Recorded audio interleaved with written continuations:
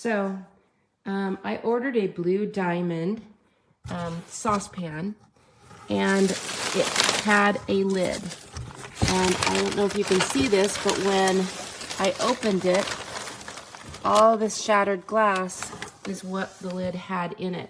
And it was packed in this ridiculously big box, along with one other item. I'm wondering if it just kind of slid around. Anyway, love the pan, but I'm afraid the coating is maybe scratched.